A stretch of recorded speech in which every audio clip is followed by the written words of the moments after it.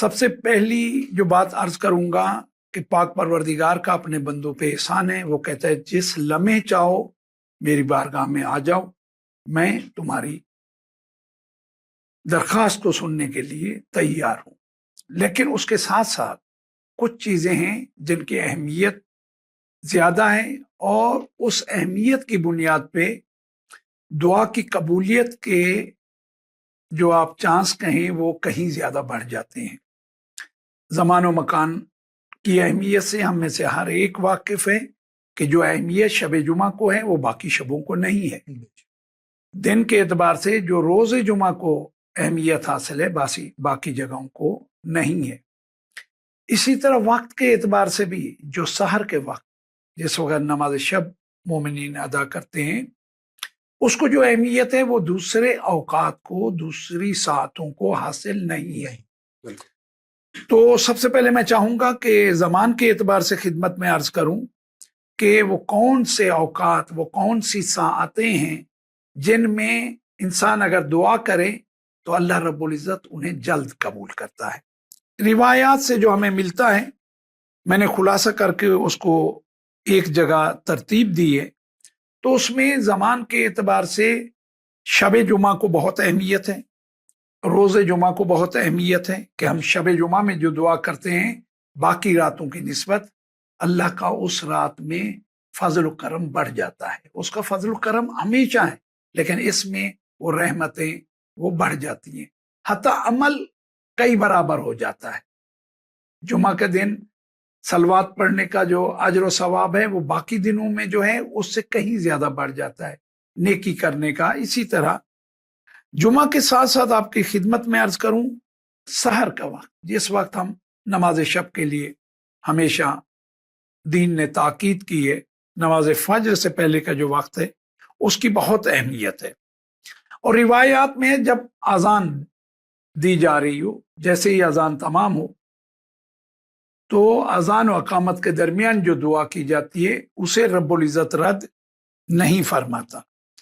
اور بعض جگہ روایات میں اہل بیت اطہار نے ہمیں یہ پیغام دیا ہے کہ اپنی دعاؤں کو قبول کرانا چاہتے ہو، وہ جو آداب میں تو میں نے عرض کر دیا کہ باوضو ہیں آپ نے 2 رکعت نماز بھی پڑھ لی ہے، اللہ رب العزت کی بارگاہ میں اب آپ بیٹھے ہیں کہ اس سے درخواست کرنی ہے، اسی سے اپنی حاجتوں کو طلب کرنا ہے. تو روایات میں اگر کوئی شخص قرآن مجید کی 100 آیات کی تلاوت پہلے کر لے، دعا کرنے سے 100 آیات کی تلاوت کے بعد اگر رب العزت سے ہاتھ پھیلا کے اپنی حاجات کو طلب کرے تو رب العزت اس کی دعا کو رد نہیں فرماتا. یعنی واقعی دین نے بہترین ہمیں طریقے بتائے ہیں. تم چاہتے ہو نا، ہمیں سے ہر ایک چاہتا ہے کہ دعا رد نہ ہو، تو کہا کہ اس طریقے سے اس کی بارگاہ میں آؤ تو تمہاری دعا رد نہیں ہوگی. اسی طرح اگر آپ تلاوت قرآن مجید نہیں کر رہے لیکن تلاوت قرآن مجید سن رہے تھے، اس کے بعد آپ دعا کریں، اس کا بھی اثر ہے، اللہ رب العزت دعاؤں کو قبول فرماتا ہے. روایات میں جب بارش برس رہی ہو، خالق کی وہ رحمت آپ پہ برس رہی ہو، اس وقت بھی اللہ رب العزت دعا کو رد نہیں فرماتا. شب قدر کے بارے میں الحمدللہ بچپن سے ہمیں یہ تعلیم دی گئی ہے کہ شب 19، شب 20، شب 21، شب 23، ان شبوں کو کہا گیا ہے کہ کیا کہ ممکن ہے ان میں سے کوئی ایک شب قدر ہو. تو شب قدر میں اللہ رب العزت اپنے بندوں کی دعاؤں کو رد نہیں کرتا. اس نے یہ شب قرار اسی لیے دی ہیں کہ ہم جتنا ہو سکے زیادہ سے زیادہ فائدہ اٹھا لیں. اس کے ساتھ ساتھ آپ کی خدمت میں عرض کروں رجب کے مہینے میں، شعبان کے مہینے میں، رمضان کے پورے مہینے میں اللہ رب العزت دعاؤں کو باقی ساعتوں کی نسبت ان ساعتوں میں زیادہ بندے کی دعا کو سنتا ہے اور اس کی دعا کو رد نہیں فرماتا. ساتھ آپ کی خدمت میں عرض کروں روایات میں جو ملتا ہے، جو اسلامی عیدیں ہیں ان میں جو سب سے محترم عید ہے عید غدیر. عید غدیر میں بھی اگر آپ دعا کریں تو جس نے امیر المومنین کی ولایت اس دن دے دی باقی ساری چیزیں اس ولایت کے آگے تو کچھ نہیں ہے نا، سبحان بلکہ اس کے صدقے میں ہے ساری. تو جب ولایت جیسی نعمت عظما خالق نے اس دن ہمیں عطا کر دی تو پھر اس کے بعد تو جو مانگو. وہ کہتے ہیں نا کہ جس کے پاس 100 آ گیا تو پھر سب آ گیا، 99 بھی آ گیا، کیا 90 بھی آ گیا، 80 بھی آ گیا، پھر سب آ گیا. تو یہ تو 100 کہنا بھی میرے اعتبار سے بہت کم ہے. نعمت عظما جس دن اللہ نے عطا کی ہے وہ دن. اسی طرح عید قربان کے دن، عید فطر کے دن اللہ رب العزت ان ساتوں میں دعا کو رد نہیں فرماتا. ساتھ ہی ساتھ آپ کی خدمت میں عرض کروں، کہا گیا کہ اہل بیت اطہار معصومین پیغمبر اکرم ان کی ولادتوں کے جو دن ہیں، پھر وہی عرض کروں گا، ان دنوں اپنی مخلوق کو خالق نے رحمت للعالمین جس دن عطا کر دیا، 17 ربیع الاول، شب 17 ربیع الاول. صحیح. اسی طرح ائمہ کی جو ولادت کے دن ہے، 13 رجب ہو گئی، 3 شعبان ہو گئی، 15 رمضان ہو گئی. تو ان تمام کی 14 معصومین کی جو ولادت کے دن ہیں وہ ساعتیں میں کہوں مبارک، ان سے زیادہ کوئی مبارک ساعتیں ہیں نہیں. تو اللہ رب العزت ان ساعتوں میں دعا کو رد نہیں کرتا. آپ جو کہہ رہے ہیں کہ ان کی شب بھی اور ان کا دن بھی، دن دونوں وہ ہیں. اور کیا ہی خوب ہوگا کہ جب اسی دن 13 رجب کو آپ دعا مانگ رہے ہو، 13 رجب کی شب کو دعا مانگ رہے ہو، تو اسی کا جو ہے نا وسیلہ بھی انہی کو آپ نے صحیح فرمایا کہ وہ اسی معصوم کا پھر کہیں گے کہ بار الہ، یہ معصوم تو نے ہمیں سب عطا کر دیا، یہ تو نے ہمیں دین و دنیا کی سب سے بڑی نعمتیں عطا کر دی، اب یہ چھوٹی جو ہماری ضرورتیں ہیں بار الہ معصومین کی ان کے صدقے میں انہیں تو بے ساختہ منہ سے نکلتا ہے کہ وہ سب کچھ خدا سے مانگ لیا، تجھ کو مانگ کر اٹھتے ہی نہیں ہے ہاتھ میری اس دعا کے. بہت عمدہ، بہت عمدہ. اب ہمارا یہ ہے کہ بار الہ ہماری اس کے مقابلے میں یہ نہایت چھوٹی حاجات ہیں، ان کو بھی وہ کر. بہت اچھا آپ نے وہ کیا اسے. اچھا، اسی طریقے سے آپ کی خدمت میں عرض کروں کہ ان کی شہادت کے ایام، ان کی شہادت کو یاد کرنا، ان کے غم کو یاد کرنا، گریہ کرنا، اور رب العزت سے پہلی دعا یہی مانگنا کہ اپنے دین پہ ثابت قدم رکھنا. جس طرح ان تکلیفوں کو برداشت کرنے کے بعد یہ ثابت قدم رہے نہیں، ہمیں ثابت قدم رہنے کا درس دے گئے ہیں، تو دعاؤں میں ہمارے ہمیشہ یہ دعا بھی ہونی چاہیے، اور اپنے لیے شہادت بھی طلب کرنی چاہیے. اور وہ شہادت میرا ایمان ہے کہ وہ جسے یہ شہادت ہے. لیکن اگر آپ نے شہادتوں کا ذکر کیا تو یہ ہم خیر ایک بہت عام ہے یہاں پر کہ جب خصوصاً محرم کے دن آتے ہیں، اور اس میں بھی شب عاشور، 8 محرم، 9 محرم، ان کو جو ہے کچھ علاقے ایسے ہیں جیسے کھارادر، تو وہاں پر باقاعدہ طور پہ تعزیے رکھے جاتے ہیں، جھولے رکھے جاتے ہیں، اس پہ بہت سارے لوگ اپنی مرادیں مانگنے آتے ہیں. لیکن کیا شہادتوں کے دنوں میں دعائیں مانگنا مناسب ہے؟ سر جی بات سنیں، ہٹ کے تو ہے. نہیں صحیح ہے، لیکن بات یہ ہے کہ سب سے پہلی بات آپ مانگ کیا رہے. اللہ رب العزت کی بارگاہ میں آپ کسی حرام کی تو وہ نہیں کر رہے، بے شک. تو باقی جو ہے سب انہی کے صدقے میں. بالکل. اور یہ مواقع یہ ہماری جانب سے نہیں ہے، یہ روایات کا مفہوم یہ ہے کہ ان ساعتوں میں دعا مانگو، ان میں دعائیں طلب کرو. آپ دیکھیں، آپ ان شبوں کی خاص دعائیں ہیں آپ نے دیکھی، جی، ان دنوں کی خاص دعائیں ہیں آپ نے دیکھی ہیں. وہ دعائیں کن سے منسوب ہیں؟ معصومین سے. بے شک. ہمارے لیے اسوہ حسنہ وہ ہیں.